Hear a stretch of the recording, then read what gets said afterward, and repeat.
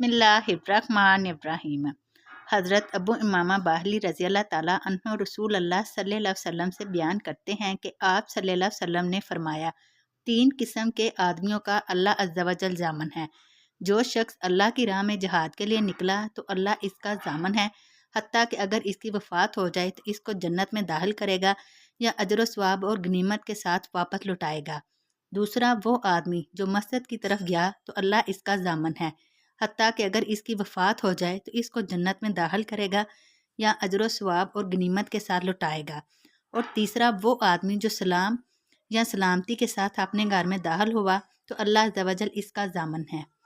सुन्ने अबू दाऊद हदीस नंबर 2494।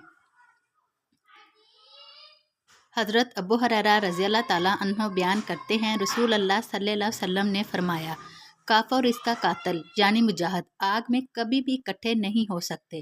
सुनन अबू दाऊद हदीस नंबर 2495।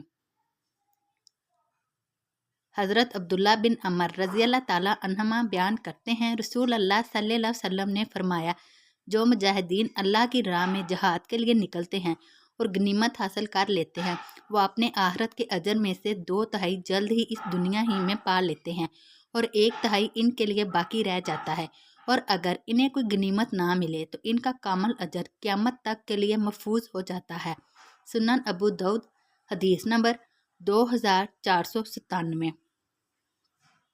हज़रत फ़ज़ाला बिन अब्बैद रज़ी अल्लाह ताला अन्हो से रिवायत है, रसूल अल्लाह सल्लल्लाहु अलैहि वसल्लम ने फरमाया, हर मरने वाले का अमल इसके मरने पर ख़त्म हो जाता है, मगर मोर्चा बंद के इसका अमल क़यामत तक के लिए बढ़ता रहता है और वह कब्र के अज़ाब से या मुनकर नकीर के सवाल जवाब से अमन में रहता है। सुनन अबू दाऊद हदीस नंबर 2500।